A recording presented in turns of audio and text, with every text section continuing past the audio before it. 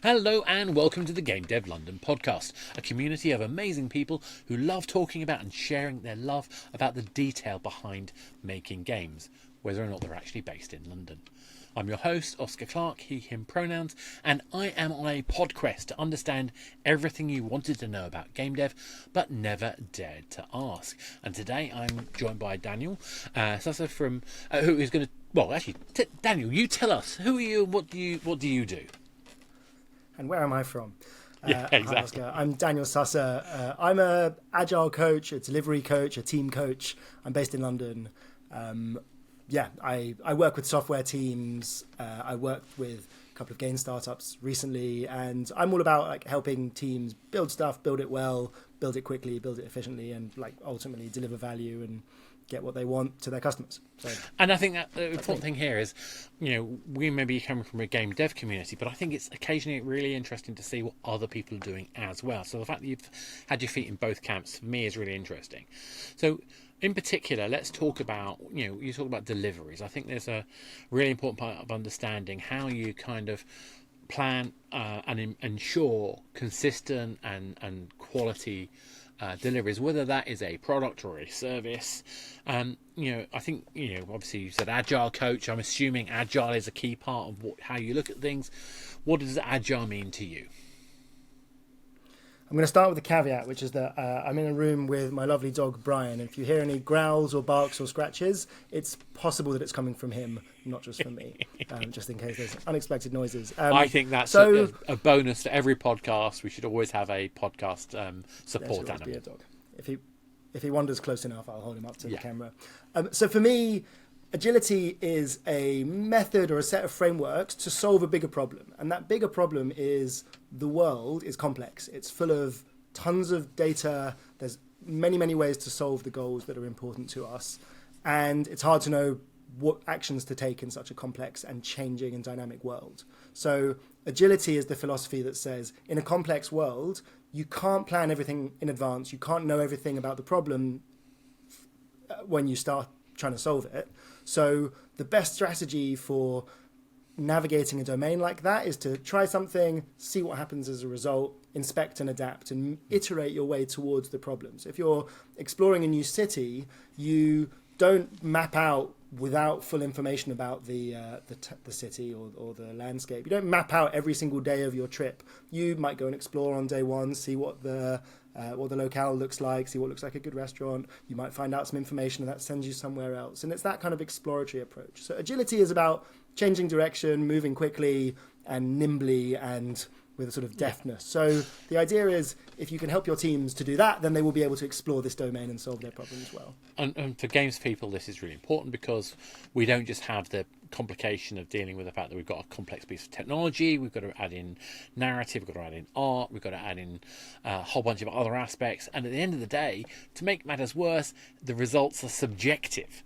So we have to have players who don't just do the thing, they have to like the thing, which makes life very complicated. Now, I mean, I could, and I often do, go into lots of questions around how do we prove that the thing that we have built is good. And I'm very much a data-led mindset. I'm a data affiliate, for want of a better phrase.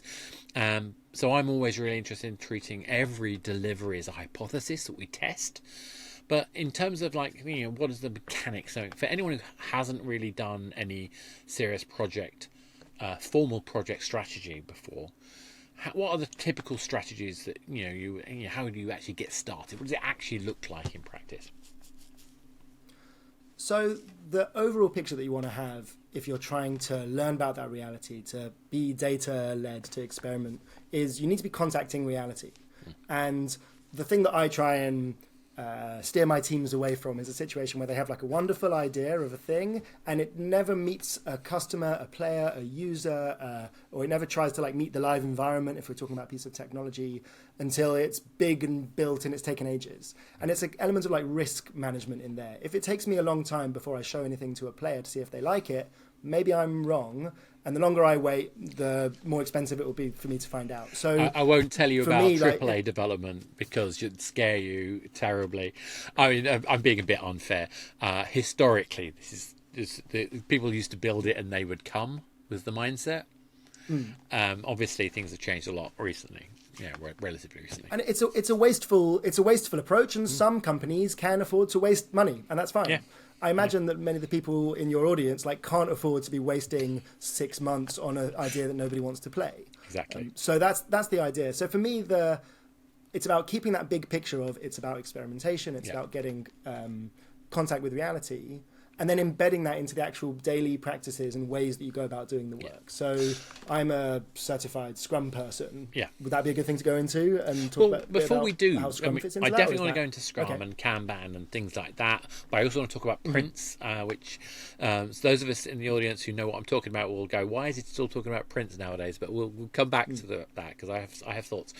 But I want to also just one of the key things we've got to remember is a lot of indie developers, in particular, say, "I have this great game I want to make," and often that great game is inspired by games that they have played, but they're not always very good at going back to the audience. They're not always very good at saying, "Here is the key audience." And I think this is, by the way, I'm not suggesting we necessarily go into detail on this, but I definitely think that you raise a really important point there. Understanding who your audience is, what problem you're trying to solve, and I think, for me, it's about understanding how you break up the problems into the things that prove the point first. I think we often try to build the whole thing. There's a terrible concept, in my opinion, terrible anyway, other people might like it, called a vertical slice in games. Now, firstly, a vertical slice has no definition. There's no common understanding what a vertical slice is, but typically it's like an example of all of the systems in the game. So to me, I mean, again, I'll know what you think. If I told you I was going to build all of the different systems that might be in the game before I do any testing, how would that make you react? I would have to take a deep breath and explore a bit more about what you are hoping to gain from that. Exactly. Which is agile coachees for, I think there might be a better way of getting what you want. Precisely. And I think there's a mental model that sort of approach encapsulates, and then part of my work is to try and help people realize that is one model and there are others available, and to try and prise their fingers away from it, which is to say, if I've got a game idea I want to build and I say, well, actually this relies on AI, so I need to get really good at AI. Well, let's spend a bit of time working out how to build the AI thing. Well, maybe the thing that makes people not want to play your game, right, the idea killer for you, has got nothing to do with AI. And it's actually about the general value proposition. Like, no one wants to play a floating laser game. So you've built a floating laser game powered by the most well-researched AI in the world, and no one wants to play it because it's a bad idea. Yeah. So for the people who are dealing with early stage ideas like that, and that's for me what comes up with indie developers. They're like, let's take this idea and explore it and see where it can, where we can take it. You are in the process of trying to discover, is my pie in the sky idea a good one or a bad one? And I want to get to that answer as quickly as possible. So the least work, the more you can simplify that problem, the more you can distill out, what's the actual idea killer here? How can I test that? It's probably not with building lots of software. The way that you can test whether your game is playable or whether the proposition is good is probably by doing something much leaner and something from the world of lean startup. Ooh, I'm glad you said lean startup out there. Yeah. Someone who, I don't know if that's a trigger word for you or if that's a good no, thing, it's the opposite. It's one of my favourite. In fact, I would argue that somewhere between Jeffrey Moore's Crossing a Chasm and the Lean Startup is my game design book. They were two pivotal ways of looking at the process. And like I say, this idea of distilling what is the thing that's going to prove, the thing that makes it worth me building the next thing. That to me is at the heart of, I think, any agile type process that's worth its salt.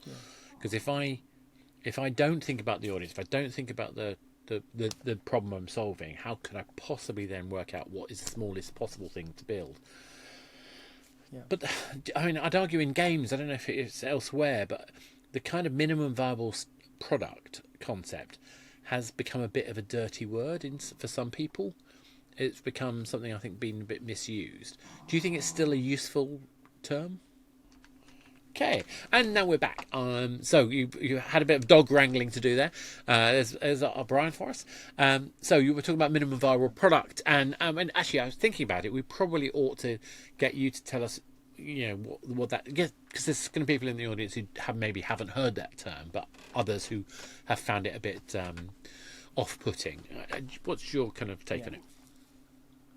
So minimal viable product has, as a concept, has spawned lots of debate. I'll try and distill the elements of it here. So minimal viable product was Eric Ries's idea from Lean Startup, which is what's the smallest thing that you need to do in order to learn what you need to learn to test the thing that you need to test at the time that you need to test it.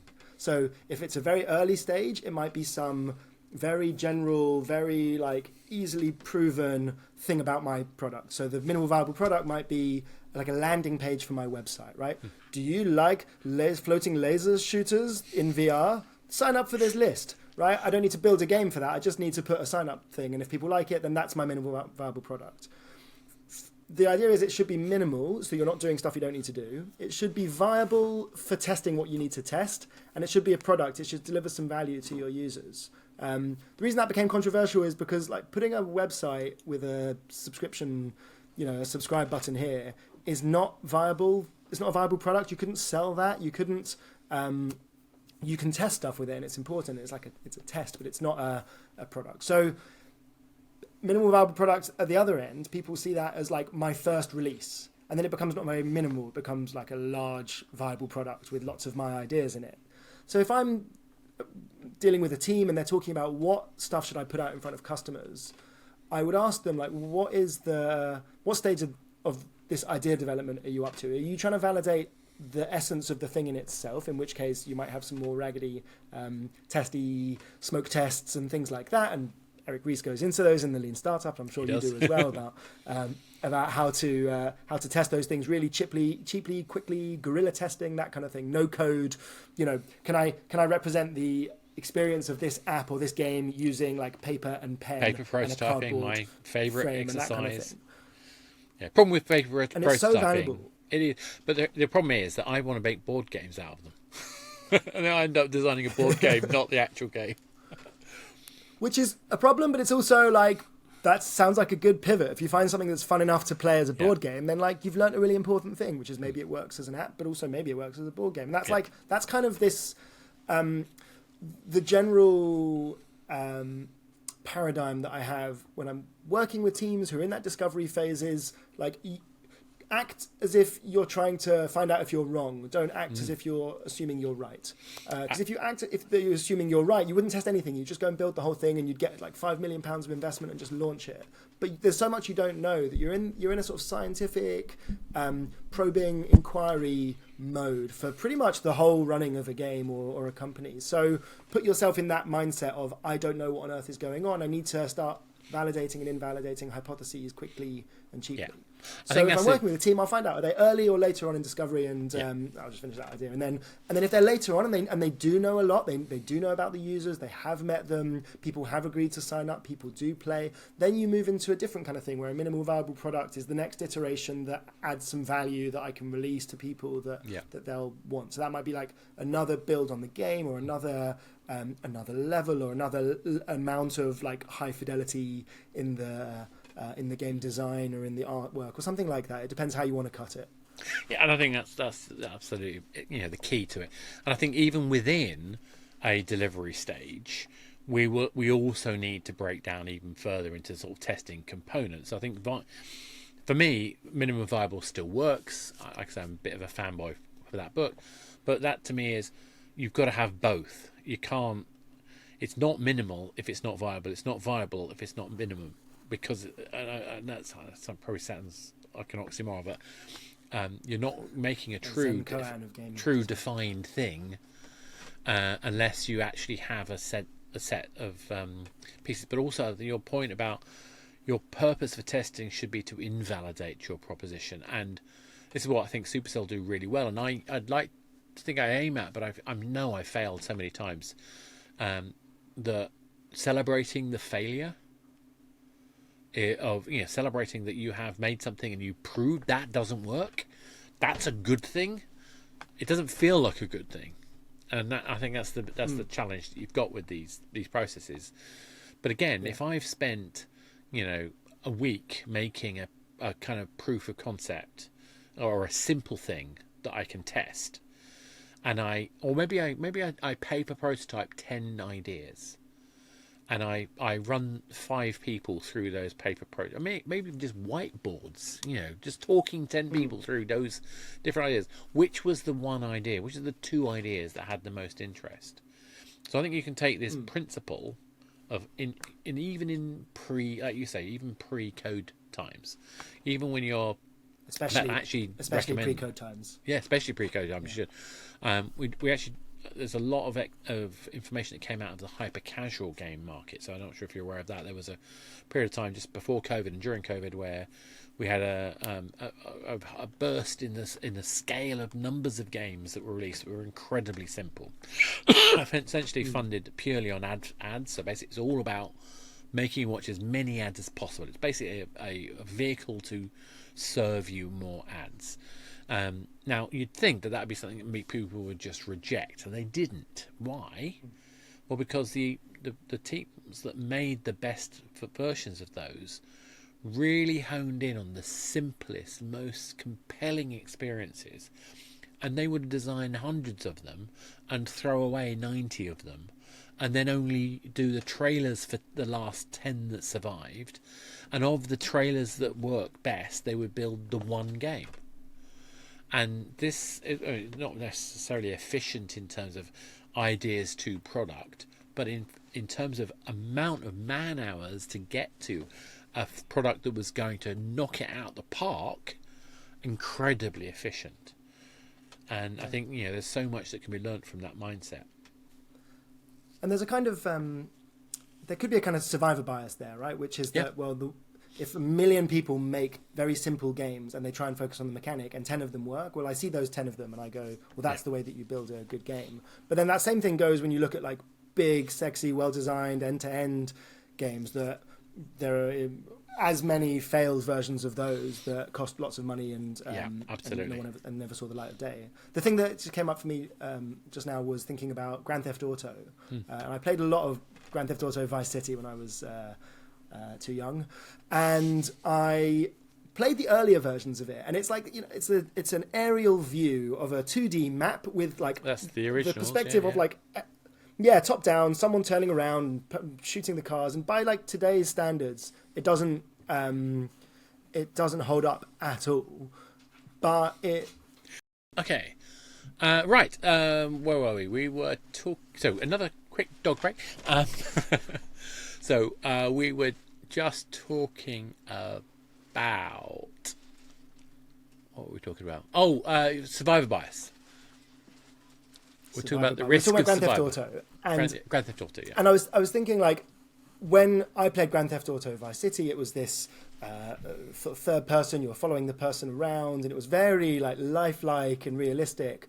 But if you think about like the things that I think Rockstar Games had to learn in order to get there, well, they had to work out a really good mechanic based on that 2D aerial view thing, which is like would not cut the mustard at all with that same Grand Theft Auto Vice City audience.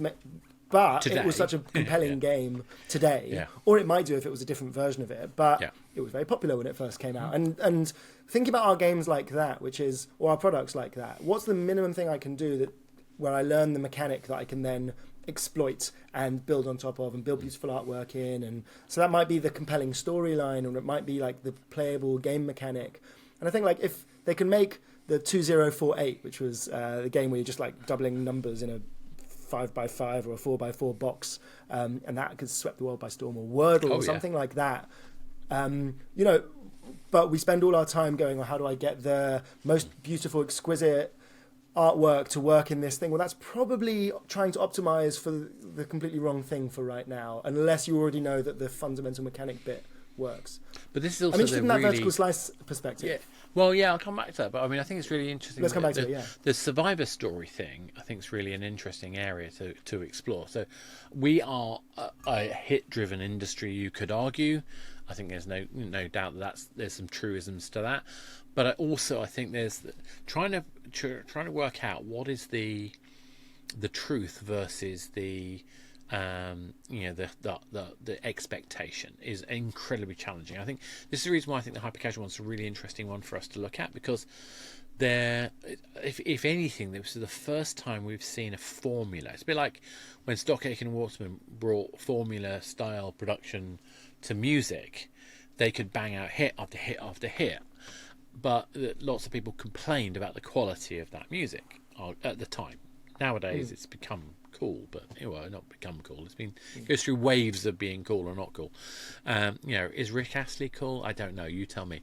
I think he is again. I think he is at the moment. Yeah, I mean, especially when he played with the Foo Fighters a few years ago. Anyway, the point though for me is there are some things that we can, some nubs of truth that we can repeat, but generally, I think it's the production process we can repeat, not the creative content experience. I think that's the hard part to pull off.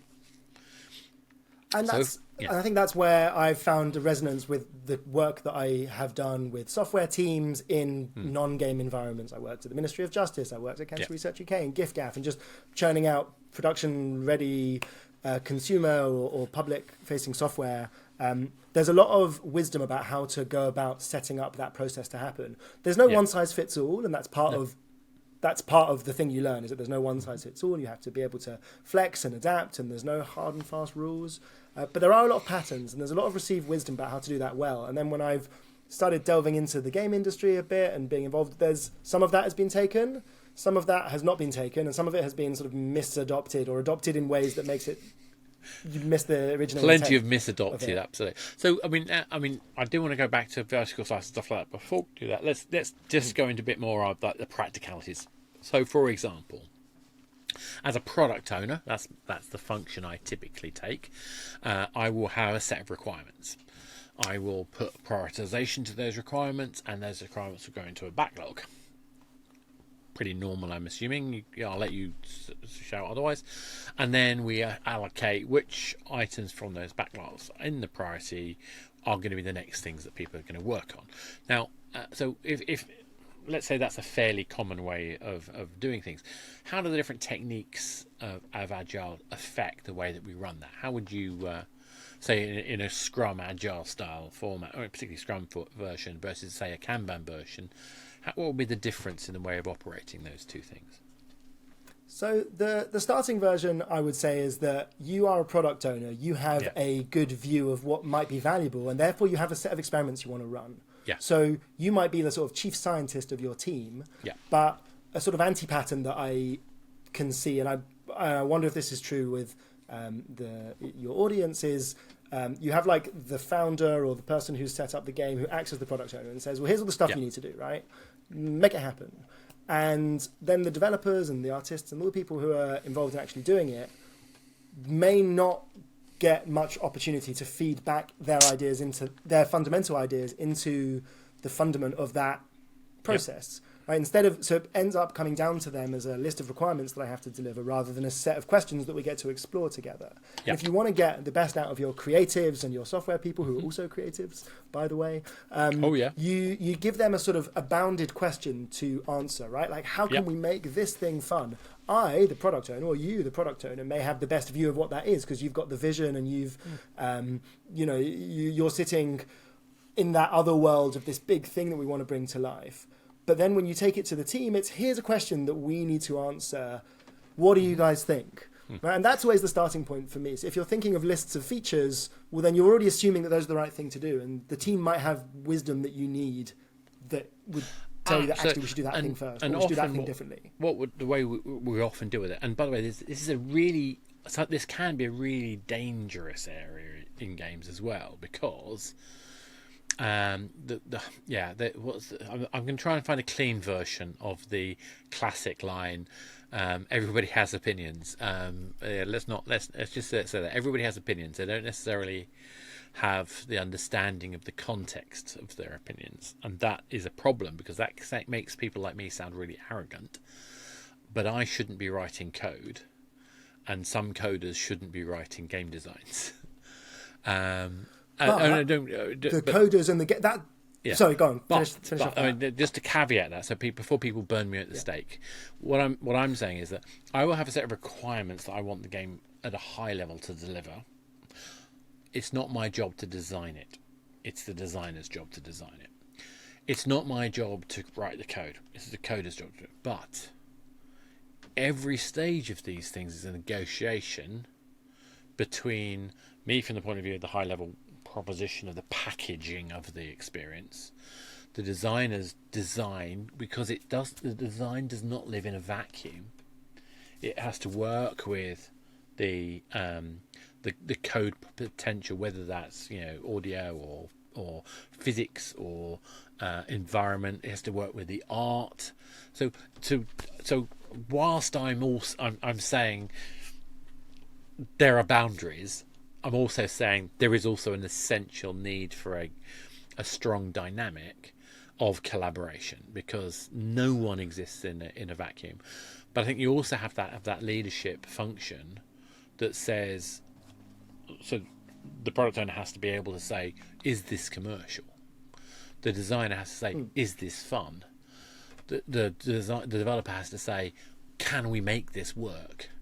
And that's an endlessly. This is one of the reasons why people still try to do a vertical slice. We'll come back to that later, because what we want is a way of showing off that when can we get the alchemy to work, and like you said, unless we have that shared common negotiation around what the end result is, we're never going to get the alchemy right. Does that make more sense? Yeah. So the way I see it is there are fundamental tensions in this kind of work, which is, on the one hand, sort of each person will have their perspective on how we should do this. So the developer might have, we want to spend all the time building in the best views and tests and the most technical whatever. Yeah. And the designer might say, let's bring this really exciting thing. But then what's technically possible might come into conflict with what's commercially viable right now, or vice versa. And these things will pull in different directions. And the goal is to get all of those perspectives in a place where they can be shared and then united into a common approach from amongst those people. Because I don't want my software developer saying, the stupid designer won this argument, but I'll get my way next time. We want them to say, each of us has a perspective and a set of biases towards what's important about this, and that's great. Yeah. That's what collaboration and cross-disciplinary teams are for, is to get a variety of perspectives on problem. The thing I always think about is the three blindfolded people touching the elephant, right? One of them's touching the trunk and says this is a tree, and one's touching the body and says it's a wall, and the other's touching the tail and says it's a rope. And between the three of them, they might be able to realize what actual shape this entity is and what it's an elephant. And you've got that position all the time. So my job is to help each of those people remove their blindfold or share their information better and be able to get the holistic view, which is what you're paying for when you bring in a cross-disciplinary team. Yeah. And not have it just be chaos, but then actually go into a shared approach. Yeah. And that's where we go into Scrum and Kanban and all things like that. Because what you need is the team being involved enough in the question navigation that they can input to you, the product owners, perspective on what makes priority. And then we need a way of saying, right, discussion's in, we've had our thing, we know how we're going to make this decision. Maybe some of the decisions we vote on, some of the decisions I will decide, some of the decisions I will have a bigger vote than you, whatever. But you just have a mechanism that makes sure that it's clear, right, this is how we have the conversation, this is the stuff that we're really going to think about a lot, this is how we're going to make really quick decisions about things that don't matter. And that whole decision-making process and that knowledge sharing being quick and easy. And that's where this Scrum and the Kanban type things come in, because they ritualize a lot of these processes. And when I see sort of bad Scrum or bad Kanban, it's we have a stand-up, or we have a kind of meeting that is completely divorced from its original intent. So that's where the Scrum and the Kanban idea fits in. It's about ritualizing and making a system out of making decisions, out of prioritizing, out of getting things done, and out of the stuff we mentioned earlier. You make a system out of contacting the reality and running tests. So Scrum, for example, says, let's make a constraint around time. Let's say that every week or every 2 weeks, we will go through a cycle, and at the end of all of those cycles, something valuable will plop out, and we will put it in front of a customer, or we will put it in front of an investor, or we'll just put it in front of ourselves. But at the end of and in Scrum, that's called a sprint. At the end of every sprint, we're going to have some increment that is valuable to us. Valuable because it's something I can sell, or valuable because it's something I can test, or valuable that it's something I can show my user or my CEO or whatever. Yeah. And you say there's going to be some fixed meetings that happen within that. We're going to start off with a planning meeting where we say, from our backlog, from our long list of stuff that we know needs to get done, what's the most important for this sprint? What's our sprint goal? What's that first, that first day of holiday? I'm going to go and see where the local ATMs are so I can take out money. Great. First sprint for a team might be we're gonna sketch out our game design document and we're gonna have answers to all the questions that we then change. Yeah. Whatever. And then you have a daily scrum or a daily stand-up where you meet for a short time every day to inspect and adapt your approach for that sprint. Right? What work do we need to do today? How do we need to collaborate to get that all done? So we stand around a board with all the work on it, or we sit around the board, whatever, and we look at it and we say, person by person, what are you planning on doing today? Do you need any help? And there's other versions of that. You can go like item by item or whatever, but it's about being focused on getting the work done and not just being a check-in meeting. And there's an opportunity for an anti-pattern to come in here, which is if you're listening to this and going, I'm doing this, I'm getting them, and they are telling me all the work they're doing, and I'm the founder, and then I have to tell them what to do. You've missed something.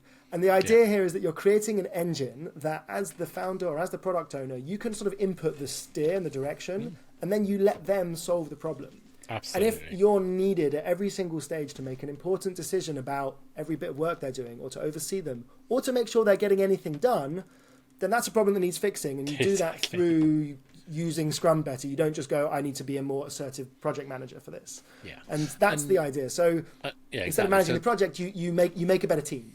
Yeah, exactly. I think that's really typically we would start off with a kind of like a team kickoff session where we try to make sure everybody understands what's going on, and generally we'll have a very clear idea of what the high level is, but the high level does not say how you build it. It doesn't say the specific design. We let the people who've got the skill sets to do those things.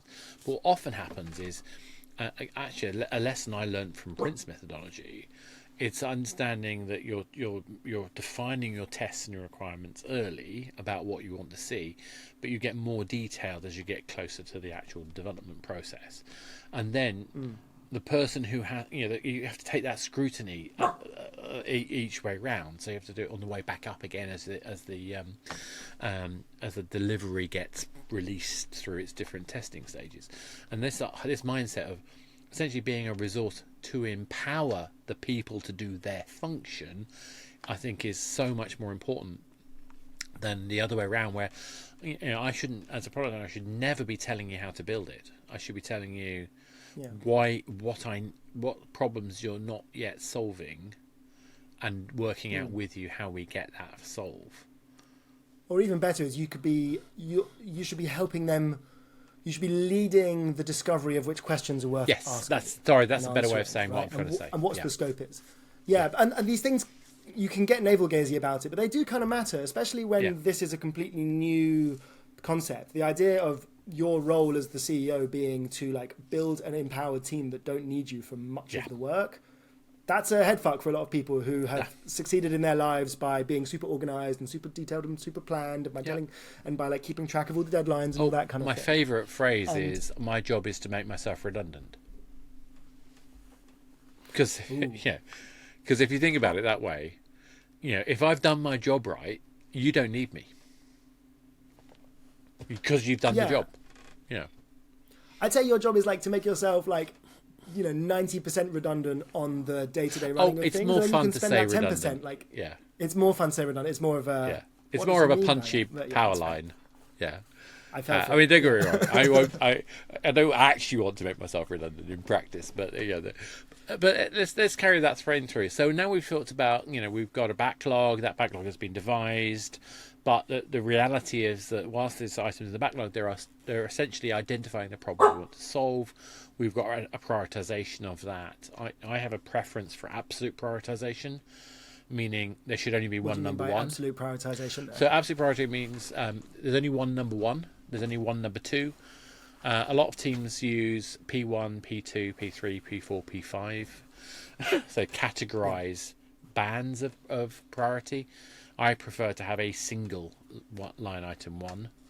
Now, don't get me wrong, when I'm doing service level agreements for managing problems, I'm still using the classic structure. But if I'm building something, I need to know. I find it massively useful for everybody if they know that you can only have one item at a particular priority level. So the priority 10 versus 11, is there much of a difference? No. But if I've made the statement that this item, ocular occlusion, maybe ocular occlusion is priority 11 as opposed to priority 10. If I've made that call, that's told you something about how important that thing is. I think the question here is like, what game are we playing when we prioritize stuff? Yeah. And when you go, if you've got 11 P1s, you basically have no P anythings, right? You've got exactly that. It's hard because the problem you're trying to solve there is you've got a team of people who are brilliant, and they need to know what should they do now, what should they focus on. Do you want them focusing on 11 P1s? No, because those things aren't going to be equal with each other. And if they are equal, we'll pretend they're not and just find a way of finding that focus for your team. Yeah.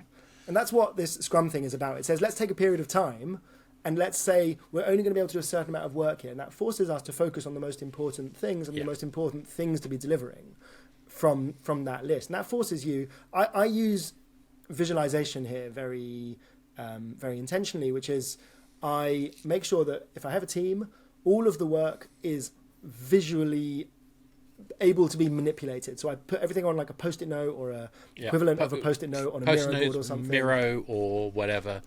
I love Miro. Yeah, it doesn't have to be too like complicated. And so if you start talking about like Jira and like complicated tools for this, like stop it. Just have a board that is the equivalent of like a wall in one of your kitchens with some post-it notes and some lines on it.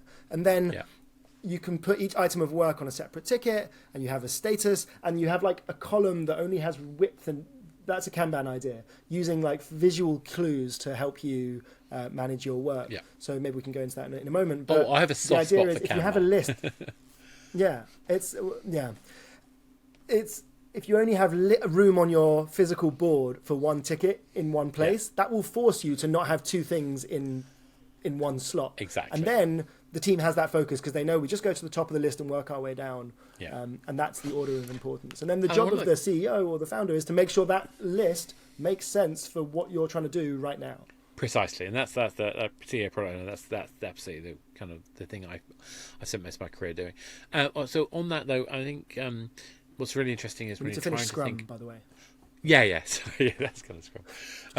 But the other thing about this absolute prioritization. One of the troubles I try to deal with, and why I like that particular method, is that quite often when you're prioritizing items, the available skill set to be able to tackle the task. So the person who's going to take the next task and run with it, there might be a whole bunch of artists. You don't want to have them sat there not working because they're waiting for the priority 3 item to happen. You want them to be able to find the thing that is the next thing that is in their skill set that they can actually do something with.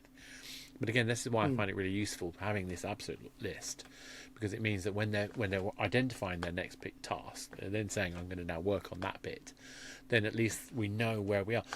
But it does raise a fundamental question, which is, how do you know when you're actually going to deliver the whole project? So, I mean, maybe we should go into Kanban and other options before that. But I think this is one of the biggest problems I have, and I'll talk about it from a live ops point of view as well. But I mean, you can see that there is a list of tasks outstanding, but how do you avoid being caught with essentially a choke point in that team? Okay. So, I wanted to pick up on a thing you said earlier, and I think this comes back to the same thing, that's fine. Every team will have a constraint in it. You will never have exactly the right shape of team of people for exactly the work that you have in exactly the right time. So when you said earlier, well, I don't want my artists sitting idle while because they're waiting for something to happen. So I want them to know what the priority is so they can work on the next thing. 90% of the time that's true, and there is something useful for the team to do. But there's a big but to that, which is sometimes it's the best thing for the team for some of them to sit on their asses and do nothing and wait till the important thing is ready. Yeah. So absolutely. there's this idea in, I think it's a Kanban idea, whatever. It's called busy work over busy people. Yes. So what we often do is say, I need to have my day filled and I need to make sure everyone else has their day filled. The problem is, if I get my artists designing something that we haven't validated is something that we need, and then all of a sudden we go out and we've done our testing and it turns out we don't really need this thing anymore, but the artists have already made the art for it and we've already started writing some of the code because they needed to keep themselves busy. Well, then all of a sudden I've either like wasted their time when they could have just been like sitting by the pool, depending on where they live, with a margarita in hand. Why not? Why not? That might have been a better use of their time than building a load of like knowledge and sinking a load of energy into something that isn't needed. And worse than that, makes us do the wrong thing because you're like, well, I've already made the design for it, so fuck it, let's just go for it. But in the process, you've put the cart in front of the horse, or you've forced yourself down a path by keeping everyone busy. So that's the caveat to the thing you said earlier. Those actions have inertia. It's much harder to rewrite a piece of software, even though in theory you could just start again, because you've already built the inertia around building that element, and I think that's really hard to avoid. And it's part of that assume that you're wrong, don't assume that you're right. If I assume that I'm right about everything, sure, get everyone to do all of the tasks because we know what all the work is going to be, right? So, yeah, whatever order, let's just get it done. But if we're in that exploratory mode, well, if I've arrived in this new city and I don't speak the language, I can't make like really precise plans for where I'm going to be at 5 o'clock on Thursday because I've got no idea how any of it works. So that's what happens sometimes when you accidentally, in good interest, end up with busy people instead of busy work. And that's part of this, when you have like a high-performing team doing it well. The dog is trying to get into the treat bag. He sees I'm distracted. Smart dog. Couldn't be more proud right now. You end up with teams that go down rabbit holes that then force them into positions that they just don't need, and they try and end up saying, well, we're going to need this stuff anyway, right? So why don't we just like build a code base that can accommodate for all these different scenarios? And then, well, there's a bug in that one, and that one's a bit difficult, and 4 weeks later you haven't got a working product that you can show anyone because you're bug fixing for something that does not matter. And it's much easier to start by being really exclusive about what you choose to invest your time in, rather than being like, oh, let's just get going and developers develop and artists design, and it's about having a coherent view within the team about what stage are we at, what's the important question, and that's what the sprint goal really does. It helps focus minds. And I think while we're on sprint goals, I'm going to finish that framework just so that yeah. it's not like sitting in my ADHD mind as a unopened as an unclosed tab. So you have your daily stand-up. And then at the end of the sprint, you basically finish off with this retrospective where you look at the whole time period and you say, what could we have done better? How do we sharpen our axes if we are wood choppers? How do we make this whole thing work better? Not what should we have done, which features should we have added, which artwork should we have included? That's for the sprint planning. Instead, we say, how are our interactions? How are our meetings? Were we productive? Were there conflicts that we could have resolved? Did we waste time by redoing something that didn't need doing, or something like that? And that's to my mind, this is actually a massively important thing. Actually, I would argue it comes from a process developed by NASA in Pillsbury for the Apollo missions called Hazard Analysis and Critical Control Points. A system used by the food industry. It's basically about, at the end of your process, you review the process, and I think it's one of the strongest things about sprint, and something that I think every team, specifically those teams working on live ops, need to do. And one of the key important things for me about these things is it's really important to avoid the blame culture. If you start saying this happened because you did something, you've missed the point of this. It's about working out, okay, how could we make it so that we can deal with this problem, this kind of thing that blocked us? What were the things and again, post-mortem is a phrase that's often overused, but I think it's still incredibly useful. I also think it's useful to think of it in the context of a pre-mortem. So for the next time we do this, what are the things that we could encounter? Let's assume that we fail the next sprint. Okay, if we fail, what would have caused it? Okay, so if these are the things we think would cause the next sprint to fail, how can we then preemptively resolve those things? I think this mindset of realizing that sprint recap is actually probably the most important bit in many ways. Well, probably second to actually having something to deliver. And it's the thing that means that the next sprint will be easier if you do it. If you don't do it, your next sprint will be harder. I'm gonna challenge a small element of what you mentioned there, which is like we don't want to be able to point at someone and say this happened because you did that. Sometimes the thing happened because you did that, right? And like for me, so I want to pick up on an element you just said, which is that we don't want to have a blame culture, and we don't want to point at someone and say this happened because you blah blah blah. Because sometimes like it is. One person is the cause or is the nexus where something goes wrong. Like I know I fucked up stuff in teams. And for me, it's about not having a blame culture, like a toxic one. It's about having psychological safety in which you can say, yeah, I screwed that up. Or even better, a team where you can like safely and happily and collegiately say, you screwed that up.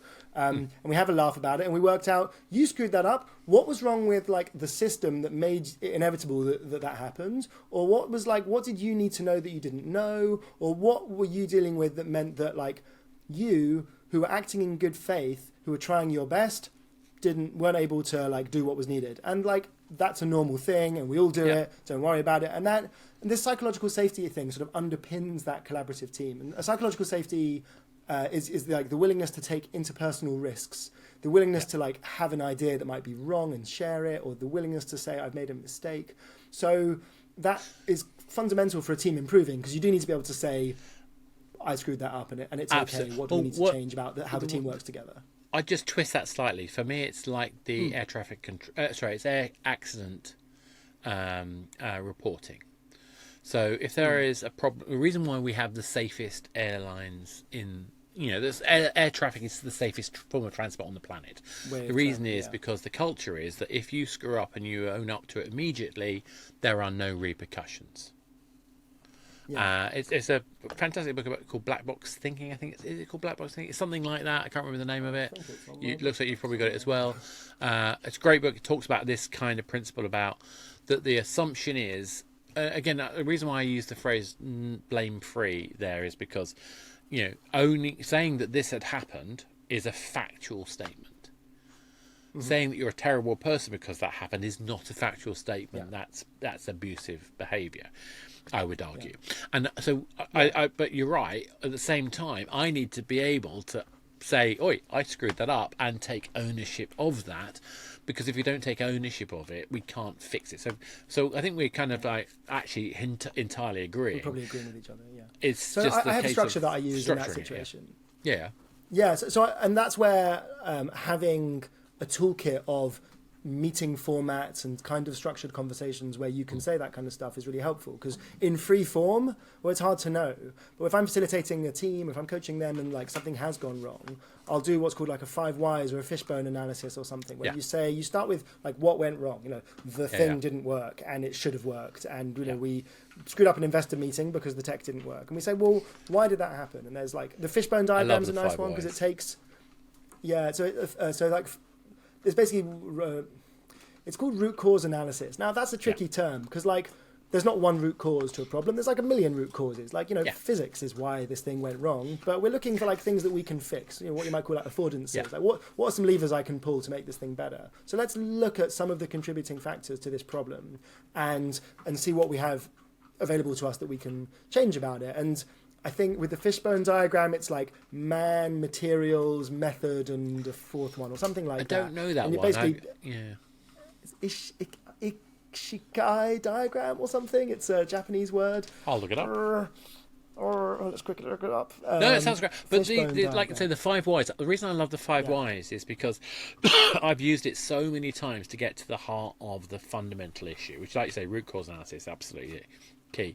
And I think this is the thing I think about the whole principle of this: having a safe environment where opinions are firmly felt but loosely held, where we can acknowledge that something didn't go right without having to make people feel victimized over that process, and actually can own it as a badge, as a, hey, I did that, that's mine, I own that, because then by fixing it we've made the whole process better.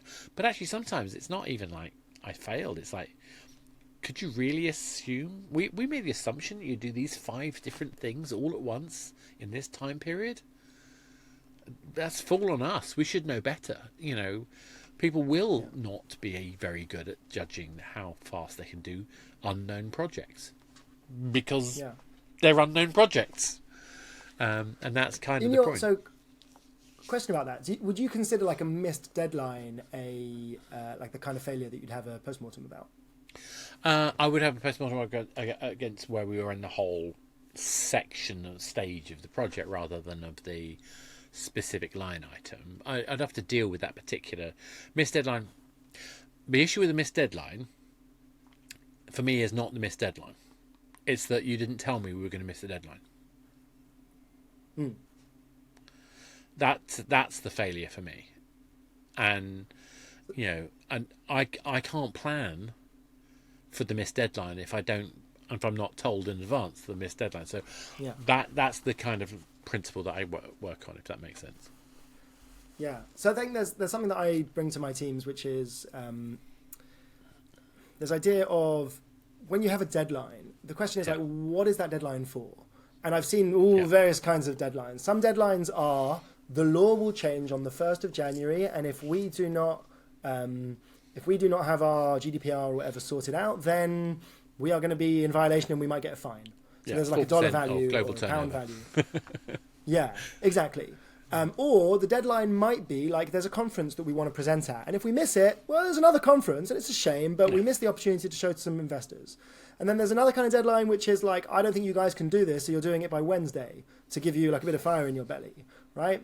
And there's another, and so there's all these different. We say deadline. Well, I'm going to throw one at you, which is as I said at the beginning, this is where live ops comes in. So live operator games, the important principle of being able to give regular and predictable uploads of content experiences for some games, or some dates, some events. There is no changing it. Valentine's Day happens on the 14th of February. It's not going to change. Halloween, 31st of October, not going to change. Christmas, not going to change. If you miss that time frame, you don't just miss, shame, we didn't get the content of it. No, you missed a massive opportunity to increase the revenue, engagement, enjoyment, the player value for your game. Yeah. Those you've built a whole Valentine's themed thing that isn't going to be in people's hands in Valentine's Day. Wasted money, loss of cost. Yeah. So the way we think about that in Scrum is you say we have this vehicle for delivering value incrementally, often, right? Small units as we go. So there's this idea of the project management triangle, which is you've got scope, cost, and time, right? So scope is like the size of the thing I'm making, the time is how long have I got to do it, and the cost is how much is it going to cost. You can have 2 but not 3. If I get this right, just off memory. Yeah, exactly. So in project management or in like traditional like fixed, we know how long you're going to have like this size team for this amount of time, and I want you to build this. Yeah. The only way you can get that right is if you were really lucky with your guess about how much, because remember it's a guess, you didn't actually know how the technology was going to work, or that your thing was what the customers wanted at all. So the only way that you can get that is either by being super lucky, by being super wasteful, right? Maybe you could have done more in that scope, or by reducing the quality, right? So the fixation on a deadline that doesn't add value sometimes, and it could be let's say best case scenario, a deadline that does add value, right? We say it's Valentine's Day, so I want you to give me these 15 features. The cost is fixed because it's the same size team, and we've got a fixed date. It's Valentine's Day. Get it done, right? And the only way that you can have that is if the quality is not very good, or as I said, if you're wasteful or lucky. In the agile paradigm, you basically say time and cost are fixed. Right? We're not going to change the size of the team, and we're not going to change when we expect to deliver something. What we will not also change is the quality. The quality will always be 100%, and we de-scope wherever we can. Yeah. So when you talk about how can I deliver, how can I manage deadlines and when the thing is going to be done, you can give projections and you say, look, our current plan A is that we will deliver this, the most valuable, smallest, most simple, useful thing for the stage that we're at in our company this sprint. And we're going to do the next one, the next sprint, and the next one, the next sprint. And then if it turns out that this first one was actually much harder than we thought and we couldn't do it, well, at least we know that we haven't wasted time trying to do all the things when we couldn't even deliver the first one. Yeah. And so what you do is you say, we're going to get in the habit of working with simplicity and breaking down our ideas until they're small and easier to deliver. Actually, it turns out that if you do that, it's easier to deliver those things because the technology isn't sort of interweaving and interacting with each other, and you focus on getting stuff done. Yeah, well, it's one of the principles in the manifesto for Agile software development that working software over comprehensive documentation, right? Nothing is as proves that your software works more than it working in the hands of the people that work with it. I was working with a company a couple of months ago. There's a whole debate in that one. There's a whole debate with anyone trying to read documentation when there's no documentation. But maybe this is the point. No documentation. Yeah. Not don't document. And that's another like agile like myth out there is like we don't write anything down, we just build and whatever. And like no, you need to have enough documentation that you can learn from each other. But precisely, otherwise you haven't got the minimal tongue in cheek, but it needed saying. Yeah. No, exactly. But that's exactly the point. So what I think we're saying again, very similar things. The point is that there's always compromises, there's always balances. We've got to find the fine line between them, and like you say, there's only you've got your scope, you've got your time, you've got your costs. You can't change all three of them. One of them has to give. At the end of the day, you're always going to have scope is like the scope is always, and this is why I think with live ops in particular, a lot of the mistakes that people make with live operated games is that we have to have a deliverable. What's in that deliverable doesn't have to be, the kitchen sink. In fact, what I think is really sink. Well, and the way for me, not be the kitchen sink. Must not be the kitchen sink because it's pointless. But so the way I look at it is that I think a lot of people come at things like Scrum, come at things like Kanban as a task level process. And I don't think that's what you're saying at all. I think that we have a problem to solve and we work out how we solve the problem to the best of our ability. If we just create a set of tasks, we're missing the point when we have a fixed deliverable time frame. I mean, how do you feel about that? I mean, tasks versus deliverables. I think of value.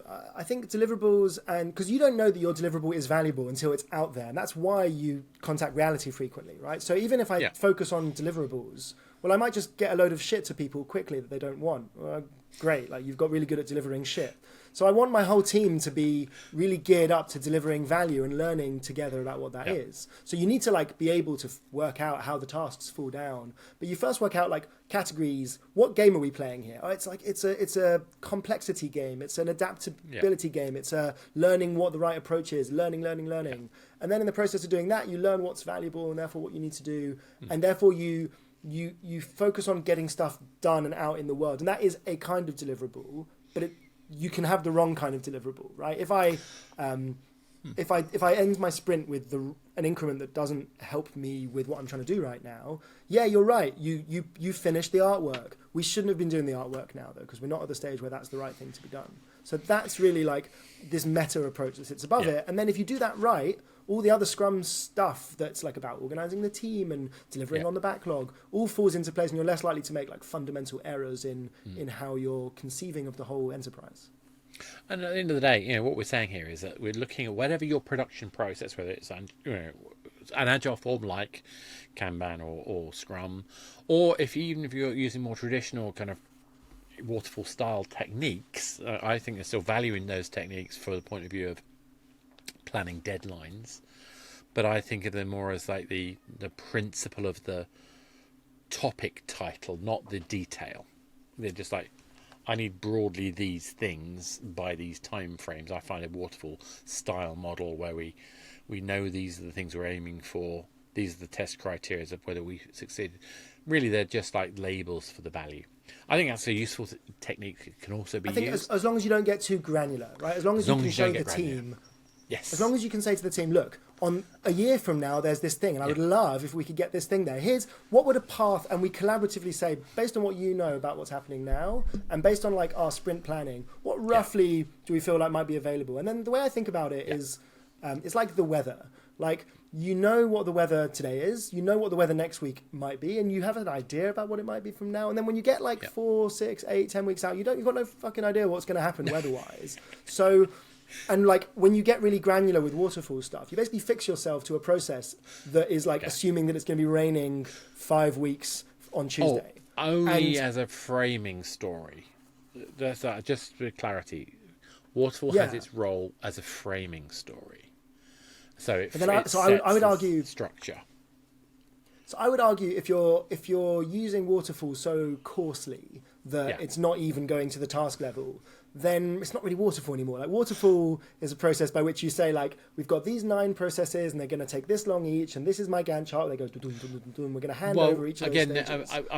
Maybe I'm using waterfall as a metaphor to help people understand the different ways of applying how you can think of. So from my point of view as a product owner, thinking about how am I going to plan a company, I can't worry about the vagaries of whether a particular build. I need something that lets me frame the objectives of the team. But if I don't do that in a way that lives if I go too coarse in that, like you say, we immediately break the process. The trouble is, this is really about me saying I don't think there's any one solution to any problem.